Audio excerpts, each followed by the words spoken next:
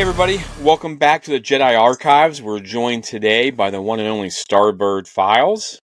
Johnny O, how are you doing, Johnny? Hello there, I'm doing good, thanks. Yeah, good to be here again. Taylor? Hello guys. I'm here this week. Yes, he is here this week. On today's show, we're going to dive into, I think this is the first, middle grade reader, Escape from Valo, Daniel Jose Older and Alyssa Wong. And we're just going to dive straight into this, give our thoughts. This is a spoiler-filled review, so everything's fair game. If you haven't read the book yet, you may want to pause, spend a week, read the book, and come on back. But again, it is a spoiler warning, so let's just start off with our overall feelings on the book. Johnny, since you're our guest, what are your thoughts on this book for the second book of the Phase 3 of the High Republic? Yeah, I enjoyed it. I think it was good to... who doesn't love Ram? He's great. So it's good to be back with him, and the fact that this takes place on Valo, so to go back there was really cool, I thought. Overall, I really enjoyed it, and I thought out of all the middle grade books, this is probably second for me after Test of Courage, which is still top of the pile for the middle grade ones. That's the very first one, right? Yeah. Test of Courage, when we're first introduced to Vern. And Extra. All right. Yeah. Taylor. I appreciated the fact it was a little bit longer than the other ones as well. Yeah. It's a bit thicker than the other ones, so it just lasted a bit longer. Because sometimes these middle grade ones, you get through them so quickly. This one took me a while, because usually I can sit down in an afternoon and crush it. And this one took me a couple days, so... But Taylor, so what did you think? What are your overall thoughts? First of all, I was surprised by how big this book was. I think I had raced to Crash Point Tower, and I was comparing them, and it's almost double. It's like, oh my gosh. But I guess they have two writers on this one, not just Daniel. But this book, it had a bunch of good little Easter eggs in it, and I really liked hearing about the other side of the Republic Fair.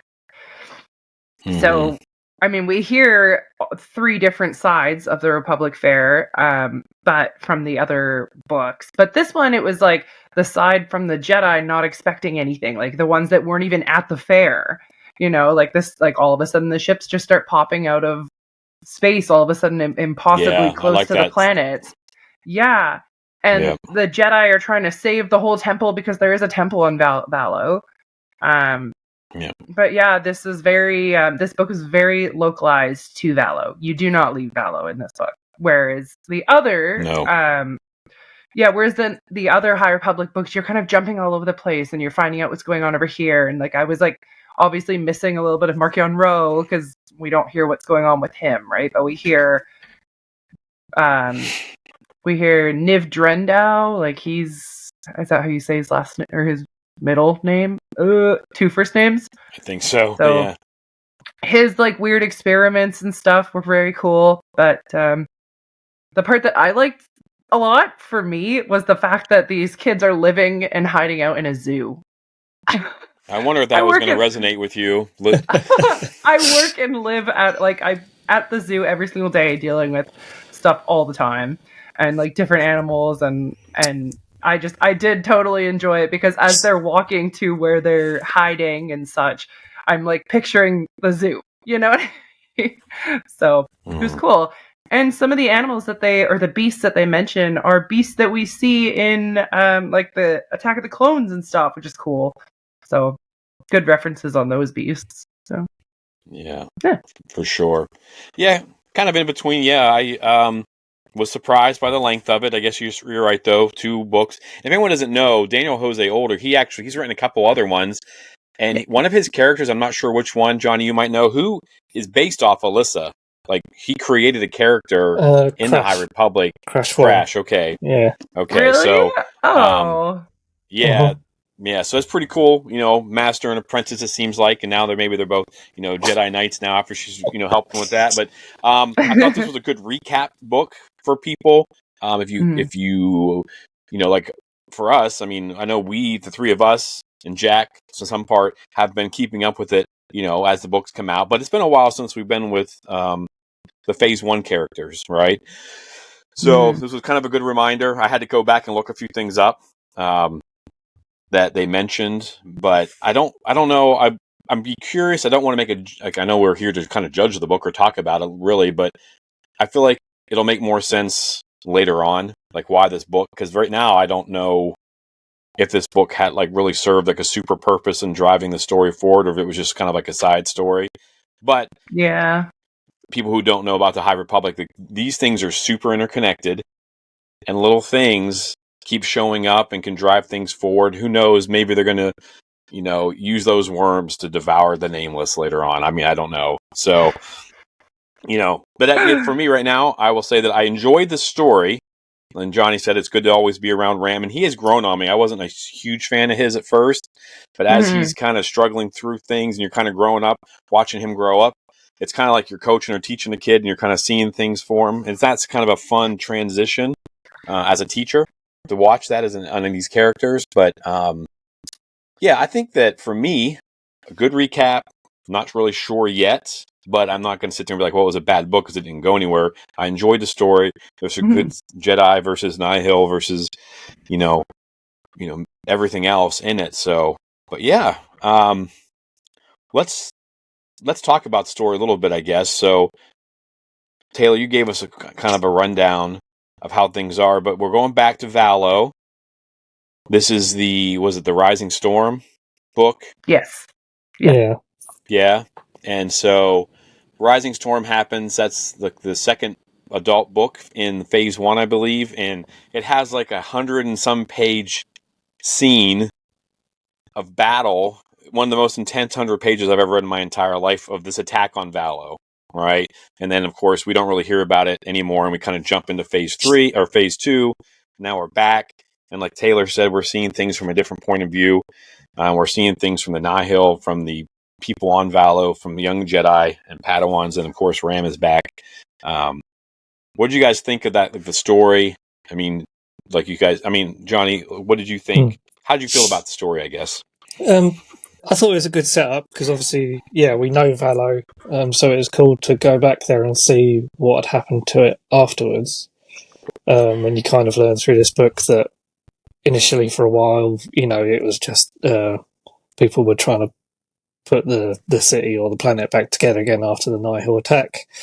But then obviously the events of the end of Fallen Star, where the Nihil raised the Storm Wall, it's in the Occlusion Zone, which is controlled by the Nihil, so it ends up under Nihil control. There's Nihil there, and so I thought that was a cool setup. Good to go back there. Like Taylor said, I really enjoyed the aspect of where it was set at the zoo.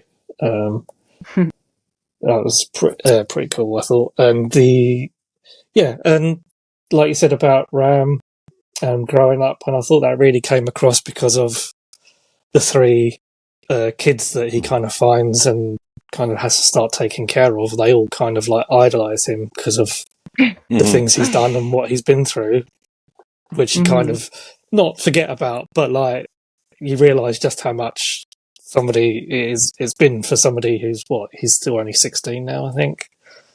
Yeah, right. I forget how all the stuff that he's experienced and everything, and so now he has to kind of become the leader, whereas before he's been kind of one of the Padawans that was following along, and kind of he kind of joined up with the larger group of Padawans that were in the other middle grade books from Phase 1 and the High Republic Adventures.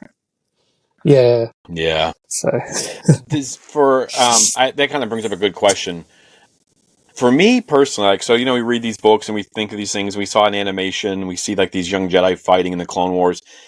After seeing the young Ahsoka in the Ahsoka series, I have not been the same really. So like when I'm reading about Tep Tep and some of these other characters, was it Zyle and Gavi and Kildo? It kind of I think it makes it more serious and more intense. We got these little kids, and you've got the Nameless running around, and of course, how that's damaged Gabby. But did that happen? Like, am I just being weird? Does that? I mean, because I feel like I never thought about it until I saw live action Ahsoka. At a young age, and now like every time I read about a kid fighting in these wars and stuff, I'm like, dang, like that is brutal for these young kids, these young Padawans and Jedi to have to do all this stuff. It is. It's Taylor, totally you have a kid. I mean, yeah. Well, it's super messed up if you actually really think about it, because none of these children have they didn't choose to have the Force. They didn't choose to go to the Jedi Temple, and now they're expected to be mature enough to go through stuff like this and handle issues. And let's not forget, these 3 kids are not even Padawans yet. They're initiates. So they haven't even been chosen and started their real training. They're still doing the group training with the one teacher, right? So the one thing I thought, I noticed that was kind of interesting was the 2 oldest ones, was it Gavi and Kildo? They're 14. Yeah, I think so. Which is the age Ram was when we first met him. He was Padawan. So although they call them younglings, under normal circumstances they'd be Padawans by now. But because all their teachers and stuff pretty much were either were killed or in hiding or whatever, they're still like younglings and they haven't started. They haven't even started their one-on-one training yet. So what these kids go through is crazy, but they've also been trained like this from day one, right? Yeah, I mean, it sounds like they had a lot of freedom in this book to run around and do things because it brings in the character Drigget. I think I'm saying that right. Drigget, yeah. And how they have this friendship with her and different things like that. But let's just go ahead and dive into these characters, I guess. All right, we can talk about the main characters. Of course, we've got Ram, who talked about. He's been spread out, I mean, throughout the books. He's been in 2 or 3 now of the young readers, I think, right? And then you kind of have a little. He show. So, what do you guys think about Gavi and the way he sees? And that's one thing I thought was really cool is how these kids see the Force. Like Gavi's is real unique. What do you guys think about how he did Taylor? Yeah, I really like how the different what did Gavi say? He says he sees charts and lines and stuff like that, and threads. I think like it's threads, a tapestry. I think and he said it kind of works he can, out with how he sees the city and see where his friend is or whatever. Yeah, he looks for the color that they have in the Force, which is cool because their colors are the colors of their lightsabers. So they are more connected to the Force than just finding a green crystal and being like, "This is mine." You know what I mean? So I thought that was really cool. Gavi takes a lot of things that he thinks he has to do himself. He's carrying a lot on his shoulders. For a 14-year-old, a ton. Yeah, he assumes that he's the leader. He wants to take care of everyone. He's cooking food for everyone. He's protecting everyone. He's trying to keep them training a little bit, even though it kind of gets pushed to the side, like their meditation and stuff, because they're trying to survive by themselves. And this planet has seasons, so it gets really, really cold. And then he's trying to take care of them all in the freezing cold cave, and then it gets really hot, and then it's nice and warm, and they're living in the zoo. So, I just think he's carrying way too much on his shoulders, especially when he's so torn between does he want to stay with the Order or does he want to go and follow his heart and be with this other person? I don't know if we're talking about them yet, but that's fine. There's So, there's a lot going on for poor Gavi? Yeah, Gavi's got a lot. That's the thing about, and I know we're going to do an episode someday, and I keep saying this, but the Jedi they're a mess. They're an absolute mess. For supposed to be this order, and I feel like they can't talk to each other about anything, I feel like, because they're afraid of being judged. And that's how it always is. It kind of bums me out.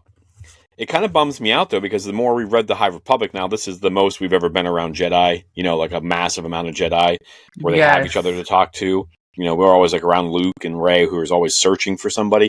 But these Jedi, you've got Vern, you got all these people hiding things. I mean, the stuff, they need a hard reset. And I think they're going to get one, but so it's a little frustrating for me. to see. I think they're about to get that hard reset, whether they want it or not. But then you think about like, if this ends and Acolyte begins, and we get right into the prequels, then they really never have learned. So I do hope that we've jumped over the original trilogy. We've got the prequels now, or the sequels. Sorry, I still mess it up every time. And then we've got these new Rey movies. I really hope they fix some of this stuff with the Jedi. Sorry, I went on a rant there. But man, it just frustrates me, man. Like, just talk to each other.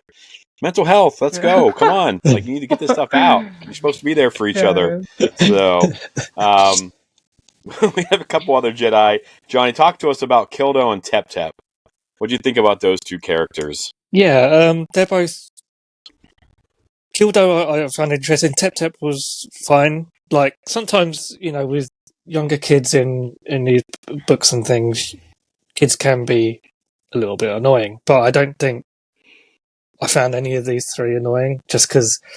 Maybe because they are what they're having to survive, and so it's not... they're not just running around playing and doing that kind of stuff. They're having to survive, like Taylor said. So I liked them both. I like the fact I couldn't remember, because they're both native from Valo, and they're both what was it, Alsadian species? Alsadian. Which I'm not sure. I couldn't remember it being mentioned before. No, I've never heard of this before. But then about that species being native to Valo, and they're humanoids, but they have like residual feathers on their arms because they used to be like airborne species.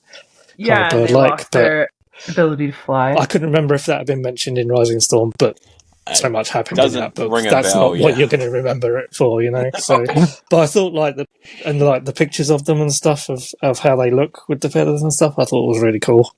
Yeah, it's very cool. Yeah. I guess Tep Tep is the kind of, the optimistic one who's always looking on the bright side and sees hope everywhere, whereas the other two, obviously Gavi's struggling a lot more. Kildo's kind of in the middle, I guess, a bit more of a joker and a bit more like sarcastic and, trying to be a cool teenager. Not a lot of character development for Kildo, I didn't think, as far as not a lot of the story followed him, but he was a pretty important part to the story. But Taylor, as a person who works in a zoo, you have to have loved Tep Tep's abilities. Well, yeah, she's able to just walk up to a terrifying beast and put her hand out like, oh, you're so cute, and it's just like purring in her hands, whereas this thing would have just like shredded them all if she wasn't there, like that is so cool. Yeah. And I just think of it like if I were to accidentally jump into like the rhino enclosure, like, I don't know, Theo's a really, really nice rhino at my work, like, but that's not saying he wouldn't accidentally run me over trying to play with me, so she's very brave. We'll go with that. Yeah. It's very cool. I thought like some of the stories they talked about, like the Rathtars and things, and some of these scary monsters that we've seen and we know we're supposed to be afraid of, and she's using them as pets. And she likes the scarier one. It seems like the more scary they and then there's protection because they live in the zoo, so it's well, I guess that's why they live in the zoo, is because she can do that. So it was awesome. Kind of gives you Ezra vibes, being able to talk to the animals, having that connection, and then so like towards the end of the book, whenever she brings that worm and she's like, "You got that thing under control?" and she's like, "Nope, I promised it food." So I just thought that was a pretty funny line. So like she straight up has like no control over that monster. She's just like, "No, I promised him food," and all hell breaks loose on that ship. But and then we have we also have Zabrak pirates, which is pretty cool. Zyle. What do you guys think about them? Zyle was pretty cool. I don't know if you guys have read the High Republic Adventures for Phase 2. Yeah. Because she's granddaughter of a character from Phase 2 in the High Republic Adventures comics, who's... I'm trying to remember. Her grandmother was part of the Dank Gracks, I think they were called, who were a band of like pirates who were like the main opponents, I guess, for like Maz Kanata's crew of pirates. Mm-hmm. But then once the head of that pirate gang got taken out, they kind of got absorbed into Maz Kanata's thing by the sounds of it. I'm not 100% sure how it worked, but so yeah, her mum is like off for most of the book, but is hanging around with a lot of Maz Kanata's crew, like Therm and Scissor Punch and Therm and some other Dexter ones. Jetstar. Yeah, so that was so cool. That was kind of a unexpected connection, but maybe it shouldn't have been because Daniel Jose Older wrote the High Republic Adventures. So yeah, that does make sense. If you haven't read those ones, are pretty good. They follow, was it Sav Maligan? Mm-hmm. Is that how you say it? Yeah, something like and that. So she's a Jedi pirate. And in this book, they talk about the grandmother being in love, and it was with Sav, I believe. I mean, I'm assuming that's the pirate Jedi they were talking about, but it's a pretty fun comic. Kind of goes along with the Phase 2 with all the different, Force using groups. But yeah, Taylor, what do you think of Zyle? I liked Zyle. They're a gunslinger, very trained actually. Very cool and collected and easygoing around the Nihil. Like he just walks around.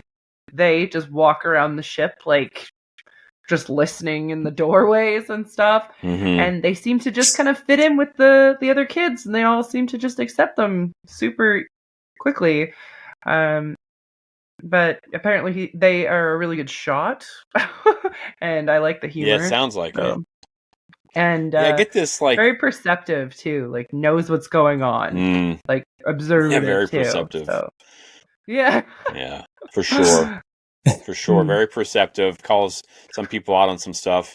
not pretty ashamed quickly of it. around being around them, but they remind me of like a gunslinger from the Wild West, like the trench coat. Yeah, I can kind of almost envision like a Cad Bane sort of character with double blasters yeah. and throwing knives and stuff, and the duster flapping in the wind.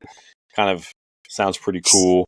But I think this is like one of the first Zabraks that we've had outside of Maul, really, that's been like in a story that I've read. I mean, I'm sure there's other stuff and there's more things out there, but it's kind of cool to see them getting, because every time if you play against them in Jedi Order, they're all bad, trying to kill you. So this is they're like not trying to wipe us out.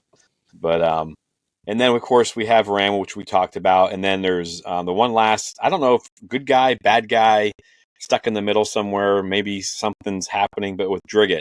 So Drigget was a local on Valo, friends with all the Jedi younglings or initiates, whatever you want to call them. And then when everything goes south, she thinks that all of her Jedi friends have died, and she's kind of stuck.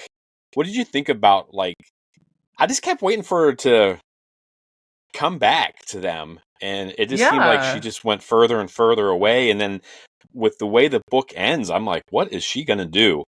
Like, she's... I'm like, what's her plan? So, what did you guys think of Drigget? She was interesting. Story arc.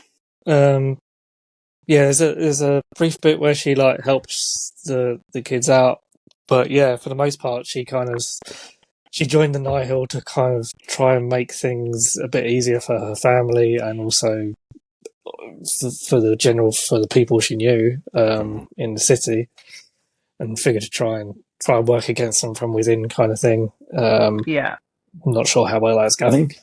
It seemed not to be going well. So, but it's just where she still seems to have those intentions, but she just keeps on getting pulled further in and has to keep going further and further to keep her cover, or and it's like you said, at the end of the book, she kind of goes off with the scientist guy and with the idea of kind of, I don't know what exactly, but being part of the wider Nihil and trying to bring them down from the inside, which I'm not entirely convinced a 14-year-old kid is going to be able to do. It seems a bit of a stretch, but they are starting to build quite a group of people inside the Stormwall, though. The only thing I could think of is she gets in there, and then there's some, even in what is it, the Eye of Darkness? What was the last? The Eye of Darkness, right? Yeah, unless you've read. What was the first book of Phase 3? Yeah, Eye of Darkness. Sorry, I don't know why I'm blanking on that, but they're starting to get people inside that storm wall that if they all get together or if they run into each other, which could happen. I mean, maybe they go and they can shut something down. They've actually, in the beginning of this book, they did introduce. Wait, no, that's not this book. Sorry, I jumped into Defy the Storm, and I'm getting some things that are happening confused. I love Defy the Storm. It's so yeah, good. So, but yeah, Taylor, what do you think about Drigget? As just in her journey, like it seems she's so torn. She cares about Valo. She cares about the people. She's constantly like giving her opinion. Like, no, it's just a waste to hurt these guys. Like, don't even waste your your blaster power on them, right? Like just don't even waste it. And then they leave, and she's like right at their heels. Like, I guess keep your friends close, keep your enemies closer. And she did think that her best friends, were these Jedi younglings. She thought that they just abandoned her when everything happened, or that they died. But it was that the older masters gathered up the kids and just took them away instantly. There was no chance to talk to her. So she's all super upset about them leaving, but they had no choice. And yes, her decisions are getting a little bit confusing. And we're like, what are you thinking? Like, but she is keeping that red scarf on that Gabby gave her. So she doesn't take it off. She doesn't take it off. When she gets nervous, she fiddles with it. She still cares about them, because otherwise she'd ditch that scarf. She won't even let Gabby wear it when they are wearing each other's clothes, which is also a weird scene. Yeah. But yeah, the fact that they look so much like each other. I was wondering, like, is he like? Well, I guess they're different species though, so it doesn't really matter. Because at first I thought maybe they were like separated, like because they look so much alike or something. But I think they are both humans. But they're both, are they both Gabby humans? So maybe they're both humans. Yeah. Okay. Well, maybe if they look so much alike, maybe they were separated. And my Jedi son, like Mom calls Gabby. I'm getting major Anakin down the path of the dark side vibes from Drigget. Like she's doing things that she didn't want to do, but she's doing it because she loves the people she does. It seems to get a little clouded towards the end. Like I'm not really sure I understand. But I mean, again, that's why I say I don't want to sit there and bash on a book, or not really bash on it for any reason. But like, I'm not going to judge this book until the phase is over and we know, like, well, but she does have a plan. I mean, it seems like the High Republic has been super organized, so I'm going to give them the benefit of the doubt to say that this will all come back around later on. They've got a plan. They just put out those new sketches with her in it on the side. Like, they've got plans for her. All right. So, what do you guys think of the Nihil on this? They kind of like almost comic relief, Vark or whatever his name was. Yeah. But yeah, I thought that almost comic relief until Niv shows up. But what do you guys think of the Nihil and how they're treating everybody? Yeah, I get what you mean about the comic relief. I mean, Vark, the commander, the fact that the book opens and he's organising the Dark Fair, which is kind of, aping the Republic Fair and exhibiting Nihil stuff that they've stolen from wherever. It's just kind of hilarious. And I guess, he and I think there was another Nihil who had been in Rising Storm. I can't remember his name now.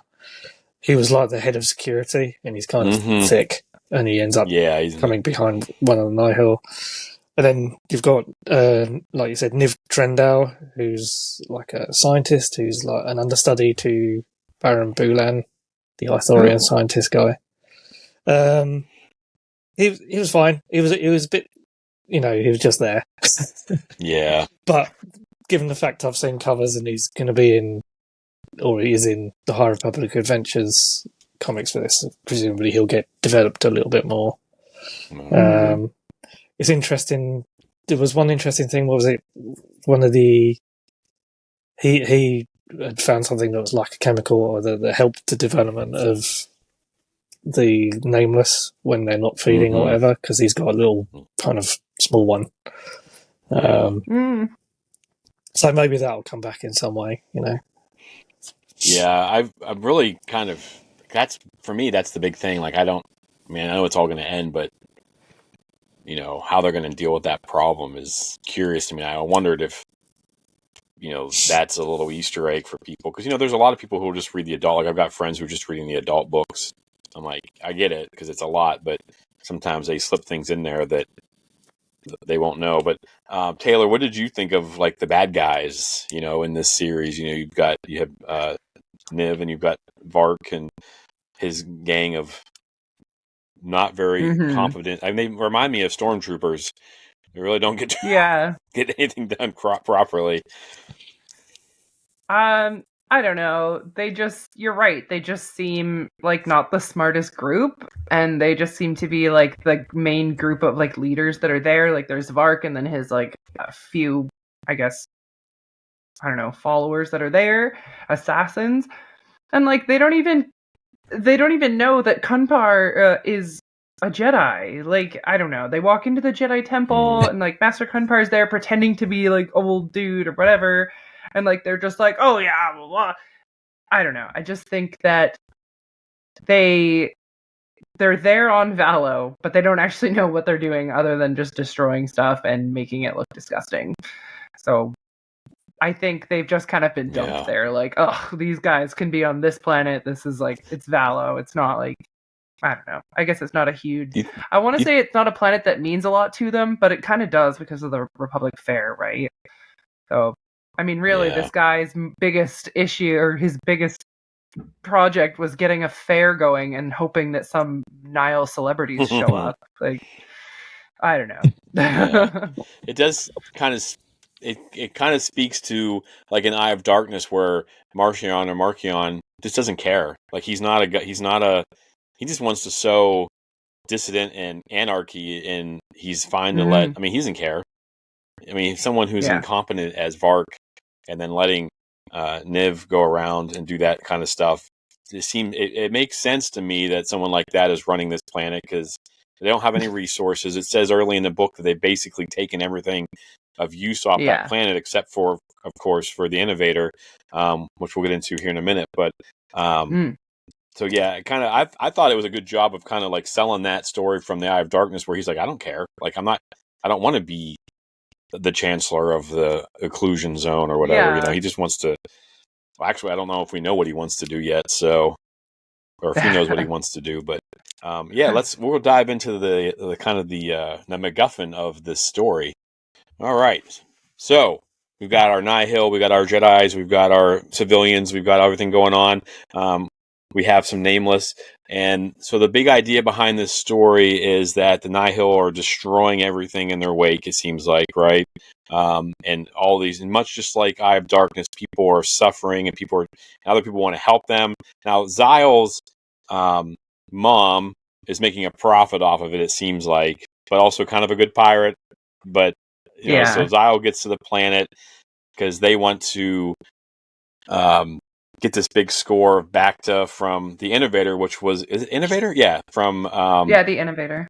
From the Rising Storm. So it was this, the big ship that was going to be this big science vessel, and a really great scene with Ember and Bell Zettifar on there, and Ember finally gets to just unleash, and it was so awesome. So if you haven't read that, just read that 100 pages. You'll be fine. But what did you guys think of the story? So we kind of got the characters now, and it's all about this ship, really. It's all about the goods, and it's kind of, like I said earlier, it kind of shows like what the Nihil have done to the system and done to the universe that's behind the storm wall. They're no better than the Empire. I mean, they're just as bad, except maybe less order. So what did you guys think of that ship? Yeah, a call back to that ship, and kind of, we can, like I said, everything's fair game. So, just kind of talk about the drive towards that, and maybe some people who return and things like. What do you guys think, Johnny, about like that? Basically, the last third of the book. The mission to get the Innovator was good because, Zyle, like you said, wanted to get the backdrop of it to sell. To kind of prove himself to his mum that he's ready to be a pirate, and whereas for the others it was kind of the Innovator was a means to get off the planet, and also to maybe try and get the Innovator back to the Republic. So yeah, I enjoyed it. It made the end interesting, and once they've kind of rescued people from the Night Hill, you know, yeah. What about you, Taylor? I liked it. Like, the kids didn't have any kind of plan really going into or starting the book. They didn't really have a plan. They're just trying to survive. And then this Zabrak person comes and kind of is like, we need to get to the innovator. Like, it has all this stuff on it. Like, oh, you're right, we should. And they are kind of like, oh, well, you're just gonna sell it as soon as you get it. And so I liked the growth of the characters. They all kind of start to care about each other more than at the very beginning. But yeah, I liked the throwbacks to the ship, because I just re-listened to the whole phase 1 again, so it's all fresh and crisp in my mind, so I know what's on that ship and what they've got going there. But yeah, it's like half underwater, you know what I mean? Like, how are you guys gonna do this? So I was wondering the whole time, like, how are they gonna get down there if it's all full of water? But then I guess Ram is working on the ship and gets everything ready for them. But yeah, like, it's cool how they all come together in the end to, they've all, I can't even say it, but it was awesome. I liked it. So. Yeah, a little convenient that everyone shows up all at the right time. But it is a kid's book. It is a middle grade reader. I mean, kind of a happy ending, kind of not a happy ending. But the people who follow Ram know that he had a the Race to Crash Point Tower. He has his own droid V-18, and he has these little creatures that run around the Braunbacks, and they've been missing the whole time, assumed dead. And then just when it's convenient and they needed help, they show up, and I kind of was expecting it. And then, of course, they call in Pirate Mom, and so they got the gang together. They got a pretty formidable force, and then they do have the Eviscerators from the Phase 2. Yeah, the drill ships. So I thought that was awesome. Call back to Phase 2, and I was like, oh, okay, that's how they're going to do it, because that thing. And I loved the parts where they're flying towards the lake and getting ready to dive down in, and he was just like destroying Nihil ships. I thought that was a pretty it painted a very good picture of why those things were outlawed, and it's kind of cool to know that they were outlawed after those wars, like, hey, these things are super dangerous. And I thought that was kind of a cool reference to Phase 2. And then, of course, they get down into that ship, and this is the next big scene we've had. So there's been some really big fight scenes inside this ship, from the Rising Storm, and of course now we have it, and and then Driggett's the one where she sets them all up. She kind of knows what they're going after, so she has them, and they're there, and then it's a big ambush, and all hell breaks loose. And then how did you guys feel like that was okay? I mean, it was good. And then I guess we need to talk too is you can kind of address the little baby Nameless. Like, how do you feel about the fact that they're breeding these things, or they're hatching, but they seem like they're not living very well? Is it any insight of how they're going to be able to kill? I mean, because eventually they're going to have to stop these things, right? I mean, something has to happen, and I'm very curious. Like, that to me is like, like everything I'm waiting for. I care about the characters, but man, I want to know how they're going to neutralize this threat in a way that that it's going to have been gone from prequels through to sequels, and who knows. So yeah, just go ahead and talk about that if you want to. Just the fight scene, that scene on there, and then what you think about the Nameless, Johnny. The fight scene and the whole battle at the end was good. It was a fun, exciting way to end the book. The Nihil and the Nameless.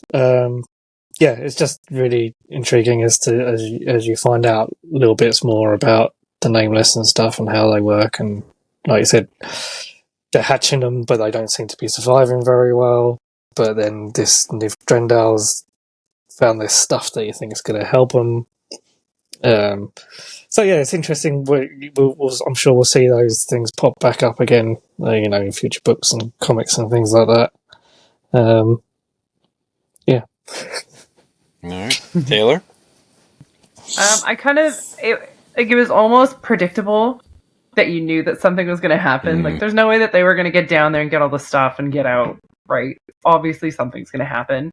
Yeah. And even Ram has like an anxiety attack the day before, and he's like, "We can't do it. We're not doing it. There's too many reasons why we won't make it." And that baby nameless was so creepy. Just how they like described it. Like, oh yeah. It even has a name. What was the name? I wrote it down. Grendrek. Yeah. But he's like, it's like in a case. Like, I was very confused. Like, and then like he described it with like a bunch of spikes on its back. Is that different from like the big ones? Like, because I know I think the big ones have spikes on their back. They do? Okay, because I know they're like experimenting on them in the other books that are going on at the same time.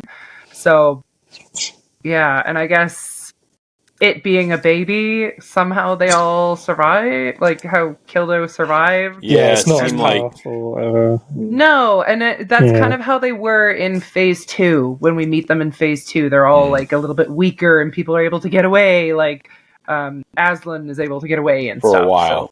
So, yeah, but for a little bit. But yeah. So Cataclysm. But Kildo, no one got away. Yeah, that's true. But Kildo, he was not really affected by it, and he was like right there, Yeah. Like nothing really affected him. Like he got a dislocated arm from like one of the other guys, but he was like right there in front of it, and he was not affected by it. But as we know, like other Jedi will just see the Nameless, and they're like messed up. Like they can't touch the Force. Like Gavi, he's having issues reaching the Force until he finds love or connection, and then he's able to kind of use his Force again. Yeah. But like Stellan lost his pretty much power, and Indira I think is going to be like completely out to lunch, even though they keep mentioning her by accident in the other books. But yeah, I won't get into that. But I like the creepy little baby and how Niv Drindau is like, my favorite little Nameless. He's like loving it. Like, ugh, psychopath. Yeah, it's creepy. It is creepy. So yeah, and I wonder. Yeah. Yeah, I just wonder if that's like it doesn't know how to feed. Because I was wondering if Kildo was going to start to calcify, or something was going to happen to him. He was going to lose a limb, or kind of nothing happened really. But is that the effects of something that they're going to figure out? Because these kids, at the end they do escape, and they're going to. I mean, I don't know where they're going because they're inside the storm wall, but I'm hoping that Porter's still around. He might be able to help them out. Who knows? Yeah. So I don't know. Like I feel like there's more questions than answers, but there does seem to be kind of like a buildup of people anti-Nihil that might be in positions to do things. I'm sure after the time I read Defy the Storm, there'll be even more. But overall, guys. Thoughts on the book, if you want to rate it. I mean, you just, what do you think? And then we'll get out of it. We'll get out of here. Yeah, I enjoyed it. Like I say, it's a middle grade book, so you got to go in expecting it's a bit more orientated to a younger audience. It's going to be a bit simpler, but it's a fun. Like most of these middle grade books, to an extent, they are side quests or side adventures, but they are fun adventures. They seed little things that pop up again later. So if you want the extra information and stuff like that, definitely read them. And they also they tend Daniel Jose always seems to put some surprisingly deep things in these books for middle grade kids. Like Chest of Courage, had a lot to say about when Imri turned to the dark side and how it doesn't mean that it's over for you. You can come back to the light and that kind of stuff. And here it has a lot to say about compassion and also about attachment as well. So I think a lot about attachment in this one to some of the the philosophy we have to do with the Force and the Jedi and how they operate as well. Yeah. Very good. Yeah, you're definitely right there. It definitely does add, like all these books have, but like he has done a good job of kind of teaching us more about the Jedi. So, Taylor, what are your final thoughts? You're right. I wasn't really sure where this book was going to go. Like, what are these? I don't know where these characters are going. They're not really giving it away. But as we know with the High Republic, they always do like one book and then a second book to finish off the same story. So they're probably going to give us their second story later on. But what I really liked about this book was all the little mentions and stuff. So I caught that they mentioned Tanu, which is the Young Jedi Adventures planet on Disney Plus. So I liked that because they're probably getting around the same age as those kids too. So that's kind of cool. I really liked how they mentioned Maz Kanata and Dexter Jetster. I really like that. He's like their weapons person because obviously he is when he's helping Obi-Wan with the dart and whatever years later. But what else was I going to say here? I really liked Ram's messages every night that he sends out. Like, he's constantly, every night, he's got this routine going. Yeah, and like, he's just trying to contact people too, and he's like, how much they bring up V18. Like, he's like, V18, come in. Blah, blah, blah. Like, you obviously know V18's coming back. I didn't expect the Bondrax to come back. But they did. Yeah.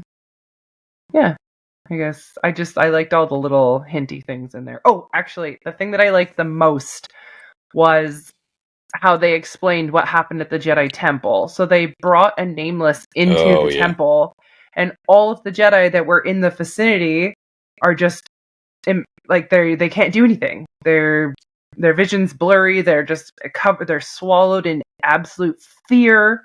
And they can't escape, and they're literally just dragging them over and like dropping them in front of the Nameless because they're just so messed up. And how they describe this scene is like it's almost sick. Like they're eating, like they're just dragging them. They're feeding this Nameless. He's getting bigger every person. They're getting the kids, the masters, and then some escape. But this scene was like, whoa, to me. How they just walked in and every single Jedi was just like like they just can't do anything. Like they can't even see it. Yeah. That's why I wonder like why he doesn't just sneak some into the Coruscant and drop them off at the Jedi Temple. Yeah. Right? I mean, probably going to. Just get him there, drop him in. I mean, there'll be no, original trilogy or prequels or sequels, but, he wins. He's the bad guy for reading the Martian Wars series from moving forward. Right. Same thing. Like John, you guys said, it's a middle grade reader. You got to take that into account. The age group, 8 to 12 years old, so it's not going to be super deep. But like you guys are both right. They do sneak some stuff in there that you're like borderline. Whoa, like that's pretty deep for 8 to 12-year-olds. But kids are capable of a lot more than sometimes we give them credit for. So good for them for recognizing that. And then I don't want to say it's a filler book because I do think that it's going to go somewhere, but until it's Dave Filoni filler book, right? All those episodes we always think are filler and then they come back 3 seasons later or something. I think that there'll be important things happened in this book. Some character development, especially with Drigget, like what is she up to? Those kinds of things. So yeah, I enjoyed it overall. It was a good read. And these have all been fun. Like I wasn't sure about it when we first started. Yeah. I think it helped that we got Vern in the very first one. So, and then it's kind of one to read all of them. But excellent book. Good read. Good second, Taylor, I think you said somewhere like this is actually supposed to be read before Eye of Darkness or something like that, according to like the storyline or something. Yeah. But either way, it doesn't really matter, I don't think. Yeah. I like reading everything chronologically, so it just needs to make sense in my brain in order. That's just how I do it. Yeah, I feel like... Yeah. I feel like that was fine, though. Like, I don't really feel like they jumped all over each other or anything. But, all right, well, Johnny, thank you so much for joining us again. I'm assuming that we'll be talking about Defy the Storm in a week or two, or a few weeks maybe, on another Jedi Archives episode. Let's make this happen.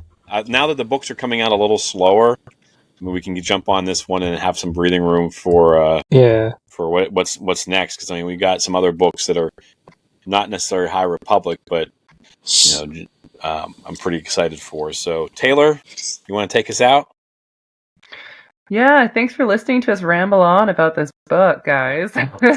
Make sure you check it out if you haven't already. Now that you know how it ends. But from me, for light and life. John, you got a quote for us? We are all the Nihil, apparently. Oh, evil Johnny. Again, check out Johnny on Instagram. Are you on, all social medias at Starbirdfiles? He has great rundowns of all the books. Yeah, on Instagram at Starbirdfiles and Facebook as well. Yeah. Yes, go on there. He's got great vlogs. You can go on there and you can get recaps of all the books. You can get caught up so you know what the heck's going on. Make sure you follow him. And you can follow us on all the social medias that Explore the Force. Have a great week, and we have spoken. See you guys next time.